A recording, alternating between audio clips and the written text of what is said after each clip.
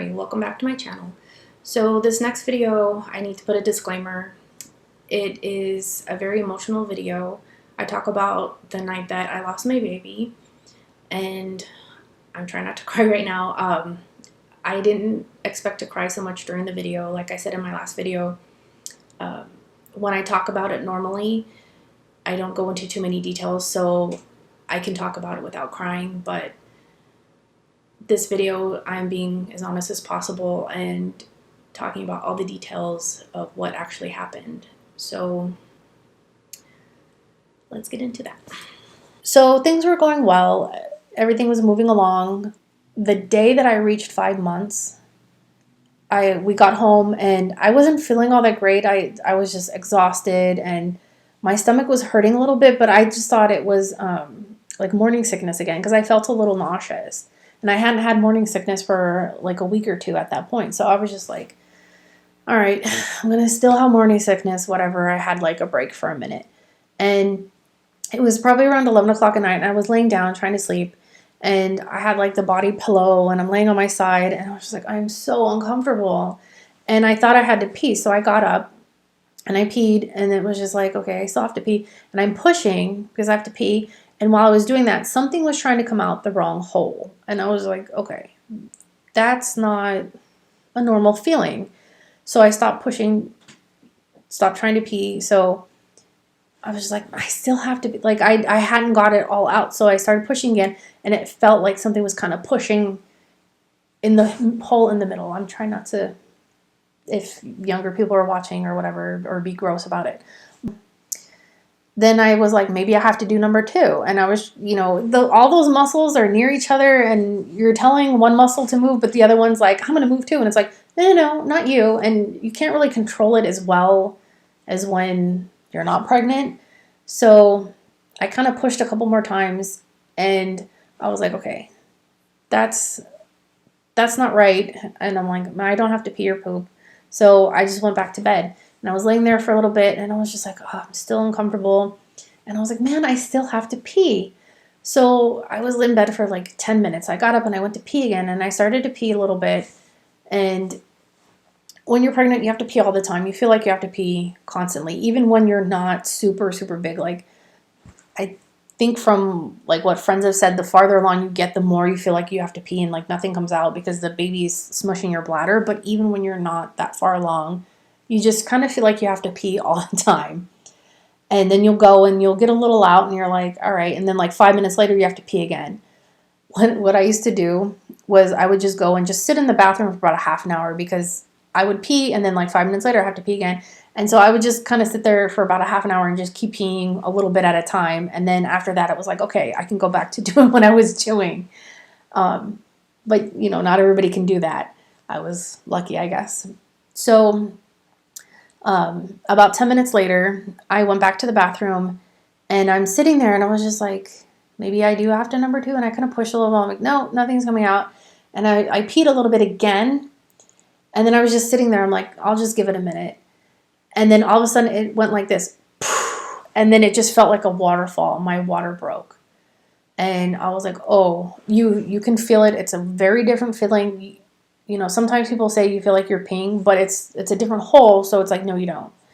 It's more like when you have your period, but it was like a waterfall. It just came out. It had pressure and it was a lot of liquid. And I was like, that is not good. So I told my husband, he wasn't really asleep yet. And I told him to bring me my phone and I have Kaiser. So I called the advice nurse and she was like, okay, well, you know, I pulled my pants up and I stopped, the liquid had stopped coming out. So, I put my pants on and I went in the living room and I sat down because I don't really want to talk to somebody while I'm on the toilet. That's just weird. And I sat down on the couch. I had a leather couch, by the way. So, you know, I was pretty dry and she was like, well, you know, it's okay for some liquid to come out. It happens. But if it keeps coming and it gets worse, then you should go to the hospital. I'm like, okay. And our conversation was like maybe 5 minutes long. And I stood up towards the end of the conversation and more fluid just came out. And I was like, okay, I just stood up and more came out. I'm like, I probably have to go to the hospital. And she was like, okay, you should go. I'm like, all right, thank you, bye. And then I told my husband, I was like, I need to change my pants. I got to go to the hospital. So I put on a different pair of sweatpants and I put on new underwear and I put a pad. I was like, well, if more liquid comes out, that didn't help at all. I put a towel down in the car because I had cloth seats in my car, and he drove me, and we were both kind of freaked out because I was just like, it's too early. I can't have my baby yet. And I was scared and I was crying, and he was driving crazy, but it was like midnight at this point. There's not a lot of traffic at that time of night, and where the hospital was, it was like 15 minutes from our house. There's a couple lights, and he just ran them because there's nothing at that point at like midnight. There's no cars, and there's nothing around, and you can see there's no trees or anything, so you can see that there's nothing coming. So it's not like we were gonna hit anybody. And we're going to the hospital. I think if a cop saw us, they'd be like, oh, they're going to the emergency. I'm going to let them slide. So we get to the ER, and he brings over a wheelchair, and I'm just still crying and crying. And he wheels me in, and they're like, what's going on and stuff. And I'm like, I'm pregnant. My water broke, and I'm only 5 months. I just made it to 5 months today. And they're like, okay. And they had me wait a few minutes, and I'm like, oh my God. Because sometimes when you're uncomfortable and you're hurting and you go to the ER, you want to be seen right away, but it's like they make you wait because you're not going to die. But I was just like, this is kind of more life and deathy. Could we roll things along here? And I was trying not to be bitchy either, but I was like, oh my God, why do I have to wait so long? And it was probably like 2 minutes at the most, but it feels like forever. So they had me get into a different wheelchair. And when I stood up, they're like, wow, because the wheelchair was soaking wet and my pants were wet. And I had black sweatpants on, so you couldn't really see that they were wet. But I was still like, the amount of fluid that I had lost, it was incredible. And I was just, it just kept coming. And sitting down, like I didn't really feel it like the first when I was on the toilet and it felt like a waterfall coming out. It didn't feel like that anymore, but it was just coming like a steady stream. And they took my vitals, and then they rolled me into the back, and they're like, okay, put the gown on, get on the table. Because I could still do all those things, so it's not like I needed help. But the doctor came in, and he did an ultrasound, and he's like, okay, I'm going to have, a specialist come in, because he's just a regular ER doc, and he wanted to have an OBGYN. So they paged the OBGYN, and she came down, and I'm going to cry. Most of the time I can talk about this without crying, but this was when she did the ultrasound again, and she was like, you just don't have enough fluid around your baby, and there's nothing that we can do. I'm like, you can't like sew me up, because one of my teachers in an elementary school mentioned that her mom, she had eczema as a kid because her mom, when she was pregnant, her water broke. And she was like 6 months or 7 months along. And so she had to be on bed rest, and they like stitched her. But she didn't lose as much fluid. And she was farther along. And I was like, you can't do something like put more fluid in, or, I should have brought tissues. I was like, you can't put fluid in or stitch me up and I can stay on bed rest or something. And she was just like, no, I'm sorry, there is nothing that we can do because there's just not enough fluid around your baby, and he's not far enough. Well, I say he. We didn't know if it was a boy or girl at this point. She's like, the baby's not far enough along for us to, for you to deliver and us to put it in an incubator or anything like that. The lungs aren't developed enough. And at 20 weeks, you're halfway through your pregnancy, but it's not enough time. And so she was like, so these are the options. She gave me the medical option, the scientific-y, what she suggested we should do. And that was, they call it a DNC, where they induce labor and they remove the baby. Or she said, this is more of she didn't know if we were religious or not. And she was like, well, you can just go home and see what happens. Because I wasn't in labor at that point. I had contractions earlier that night, and they weren't really strong. I just was like, I don't feel good. And So I didn't realize that that's what the pain was. It was contractions, because it was more of just a being annoyed feeling. It's like, oh, I'm uncomfortable and I'm kind of annoyed, rather than, oh, I'm having a contraction. This is hurting, like on TV where they're like screaming and they're like, oh my God. So I just thought, okay. Um, she's like, I'll give you guys a few minutes to talk about it. And Patrick was like, he just looked at me. He's like, is that it? You know, he's like, there's nothing they can do. I was like, there's nothing they can do. And she left us alone. And I mean, I cried so much. Because it's, you know, it's like when you lose anybody. And we hadn't even got a chance to meet this person yet. So, okay, so I had to take a break, because a lot of times I talk about this and I don't really talk about all the little details, so I can do it without crying. But remembering that night, it's hard. I'm gonna start crying again. So my husband was kind of like, you know, what do you want to do? He didn't really have an opinion, and I was like, I don't want to go home. It's not going to change anything. The baby is not going to miraculously recover. That's not going to happen. If there's no fluid, it's not breathing properly, and it can cause infection. You can die because you got an infection. So I was like, you know, we're here. Let's just take care of it. And, you know, we don't get to go home with the baby. So I don't want to go home and wait a couple days and hope that I don't die from this. So he was like, okay, I was hoping that you would say that. So I'm like, all right. And the doctor came back a few minutes later, and we're just like, you know, we'll induce labor, and you know, that's our choice rather than going home. Because I told her, I'm like, I don't really see what good it would be to go home. And she's like, yeah, she's like, we have to give you that option, but it's not a good option. We always recommend that you just do the D&C. So it's a little different than an abortion, because with an abortion, they don't really have to dilate you too much, and they just kind of use like little vacuum tubes. But this was, they just reach in and remove the baby. And it was probably around 1 or 2 in the morning at this point, and they're like, we're going to take you up to the maternity ward, and we'll get you a room and everything there. So I had to wait probably about a half an hour while they prepared that. And so when I got up there, it was probably around 3 in the morning at that point. It was later.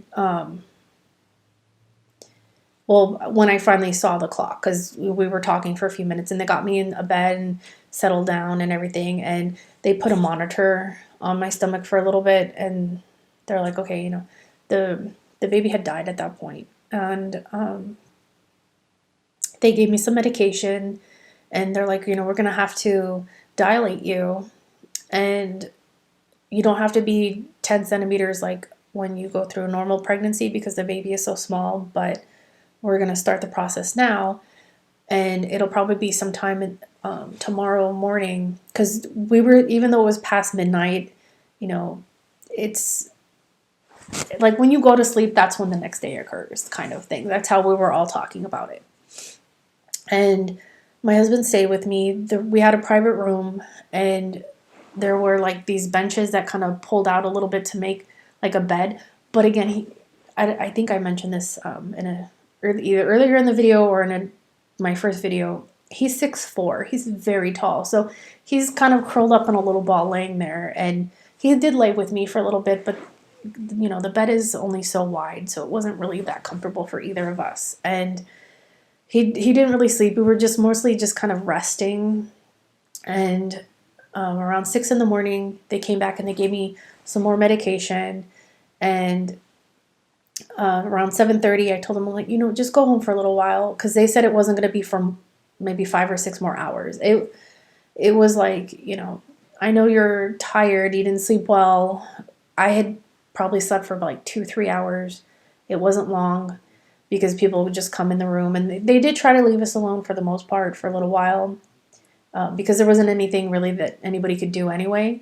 So he went home for a little while, and I was like, go sleep if you can, take a shower, come back later, you'll feel better. Because they weren't ready. They were still trying to induce and everything. They give you medication. They don't want to overdo it either, and just like in 1 hour, here's a pill, and then poof, you're super dilated, because it is painful. So they had talked to me about, oh, do you want an epidural? And I thought, well, I'm not going to need one if I don't have to be totally dilated. Oh my God, I needed one. So that was what I remember. They came and they put this monitor on my stomach, and they're like, you're having contractions. And I'm like, I am? Because at that point I wasn't feeling anything. I'm like, all right, I just feel a little uncomfortable, but I wasn't feeling the contractions. And they're like, yeah, you're having them. So, it's going to be maybe an hour or so, and we'll deliver the baby. And I'm like, okay. I'm like, things are going good. And then like 15 minutes later, I was like, I need the epidural. It was so painful. I was like, oh my God, like, I don't know how women do it without it. And I was maybe like 6-7 centimeters dilated. I wasn't the full 10, and it was excruciating. I was just like, oh my God, this is so painful. So the one thing I mentioned before was that I have scoliosis, and I was really worried about them putting the epidural needle in.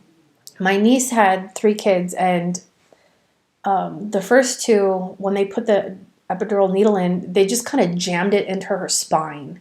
And she said for like each time for 6 months later, she could still feel where they did it, and it was so painful.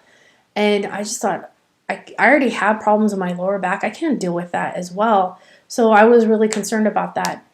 And sorry, I just cracked my knuckle. That was kind of loud. So they called in their best nurse to come in and do the epidural, and he was amazing. It still hurt when he put it in, but when they removed it later, I didn't have any pain. The next day, for the next 6 months, nothing. There was a little spot where my skin, it's a hole. So there was a spot where I had like a little scab, but it wasn't tender or sore or anything like that. I was so grateful that he did such a good job, and he was showing somebody else how to do it. He's like, do you mind if I show him? And I'm like, it's fine. Like, everybody's gonna look on my butt, whatever. But he didn't like jam it in. He kind of put it in like at an angle, and that was really, really painful. I wish there was some type of like topical cream that they could put on to numb the area before they do that, because I was trying, they're like, don't move, but I was like, oh my God, I needed to like hold something, because it hurt so much, but it was not as painful as the contractions. So that was like, okay. And then he's like, you just press this button as often as you want. And he's like, go ahead, press it. And I pressed it like twice. And then within a few minutes, you're like, okay, you're numb from the waist down. You're like, okay, that's so much better.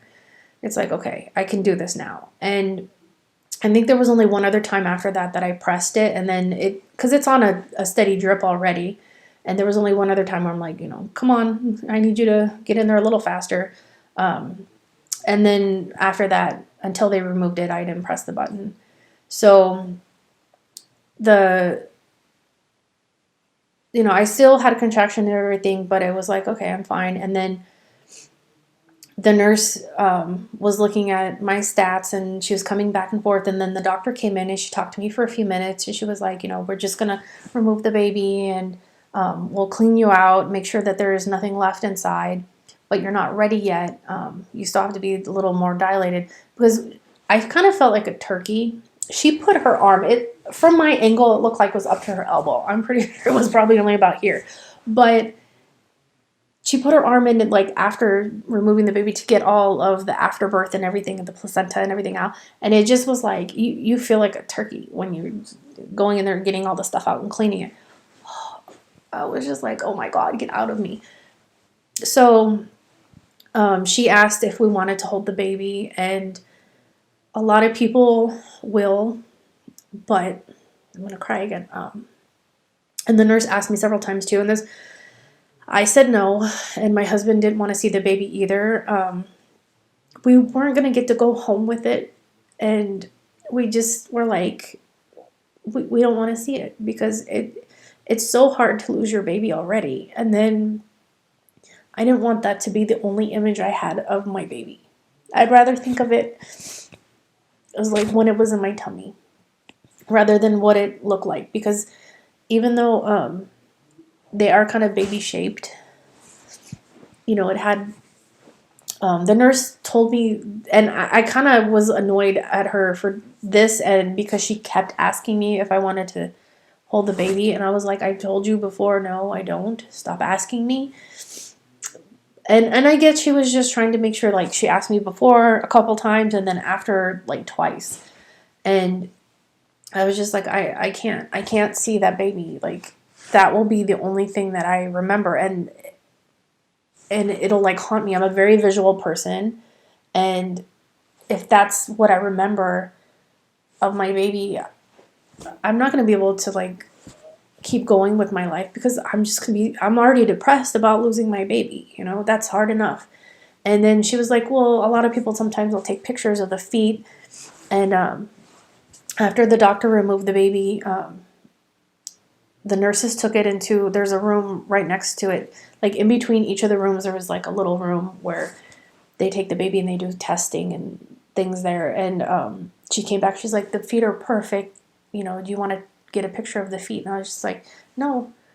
I mean, I have my way of remembering my baby, but I don't want a picture of the physical baby, because, again, like, I mean, just talking about it makes me cry. So if I actually saw its little feet, I'm never going to get past that. And, we do want to have a kid, and I can't just have that be my memory of my baby. So my memories are more of, like the little kicking on my hand, like on my stomach where I can feel it. I'm crying a lot again.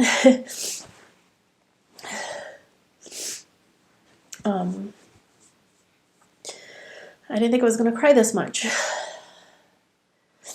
So, I was kind of like, to the nurse, I was just like, no. And my husband was like, yeah, we can't. He didn't want to see it either. He felt the way I did. He's like, I can't have that be my memory of our baby. So,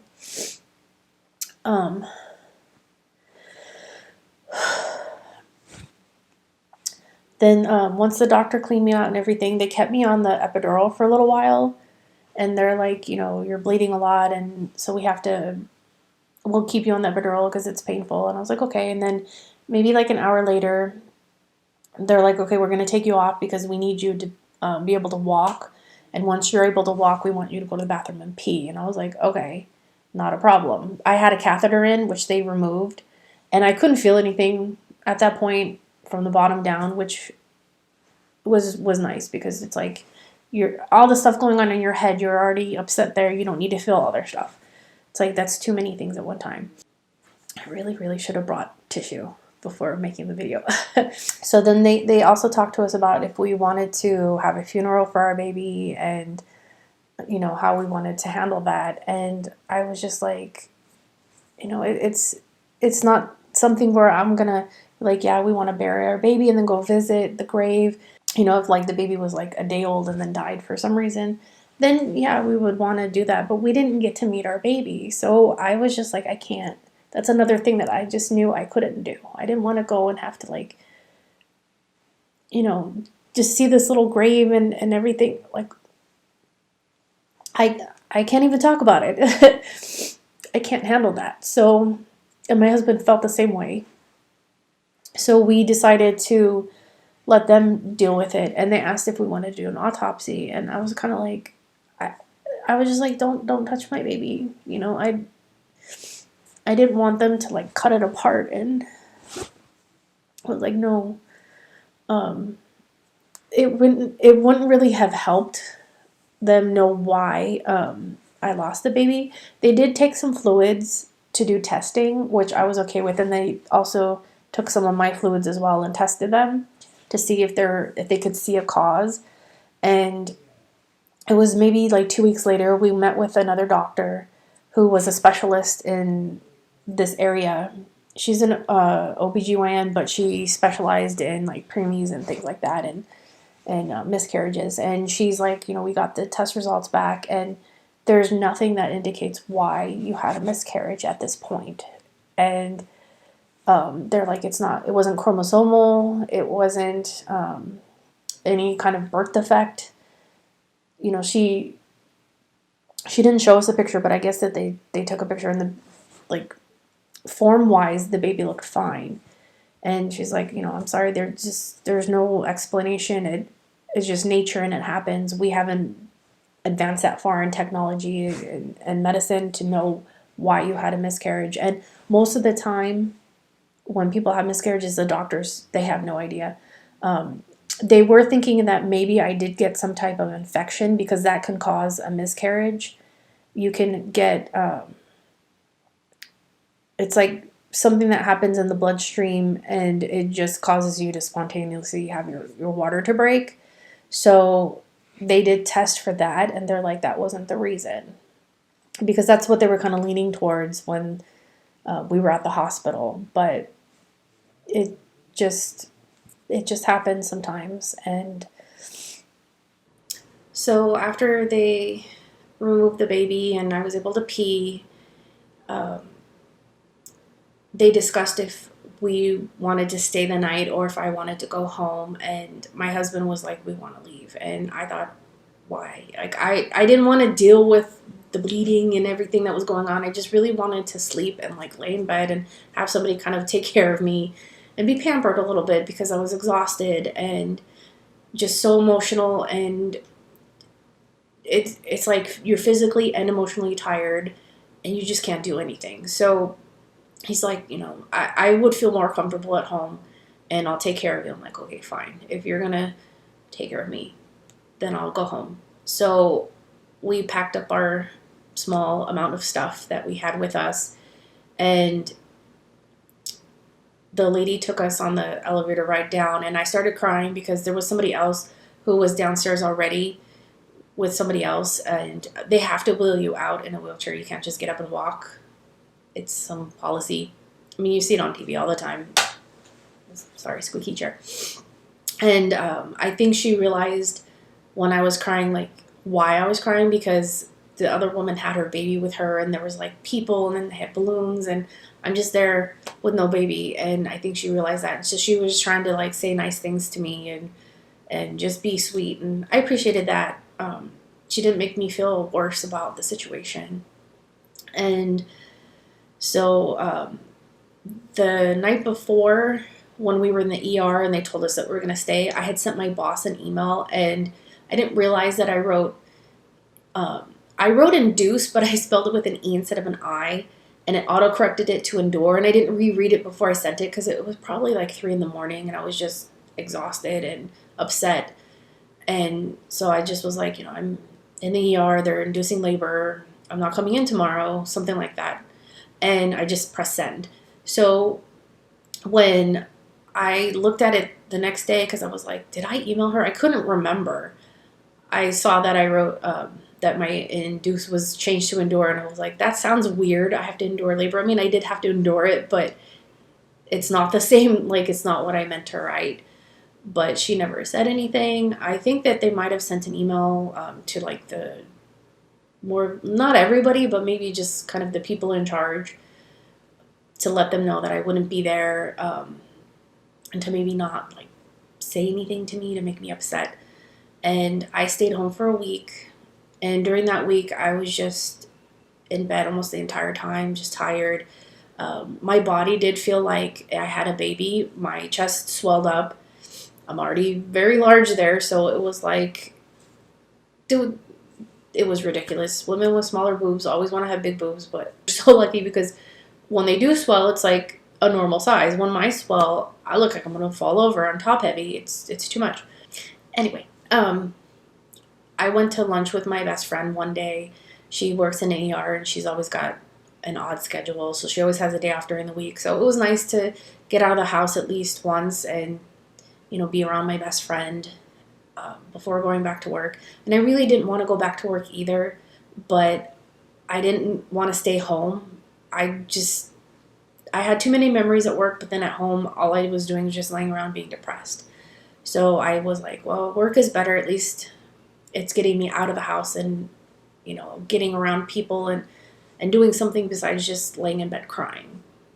And when I got back to work, there was a few people who expressed their condolences. It wasn't too much, so that was nice, because when they did start talking, I was like, oh my God, my eyes are just watering up, and I didn't really want to cry at work. I just kind of wanted to go on with my day.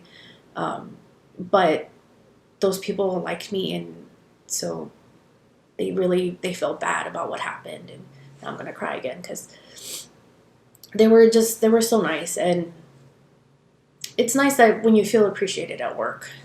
About 2 weeks after the miscarriage, we had a doctor's appointment, and we saw a specialist. She deals with premature babies, and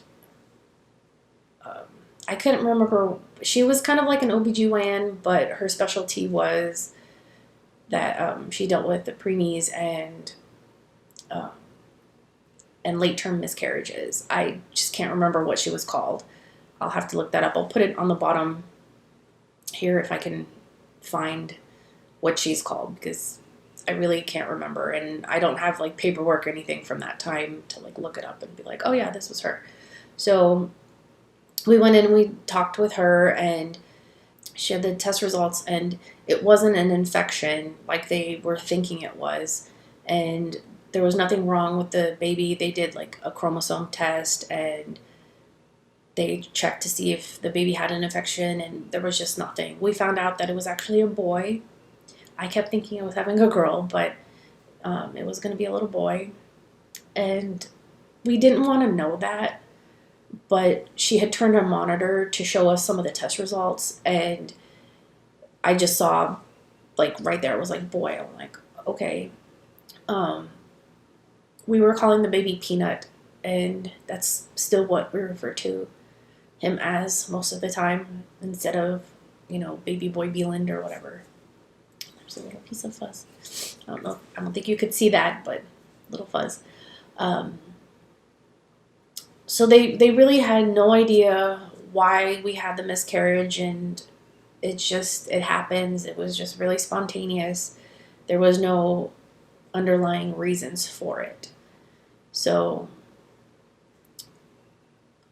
she also discussed with us, to wait until you have your next period, which I think I had either right before we saw her or around the time, like maybe a day or two later, I had started. So I got my period again about 2 weeks after the miscarriage. And she said, just give your body a month to heal, and then you can start trying, because normally you have to wait 6 months. So that was something that we wanted to try again, and I think that we didn't convey that really well, that we were willing to wait a little bit. We just didn't want to wait 6 months, because that's something that I had already known from, reading things online. And I think they thought we wanted to start like the next day. And oh my God, I'm not that crazy. So I'm going to end the story kind of around here, because this was the end of March at that point, and we're going to fast forward to August for the next story.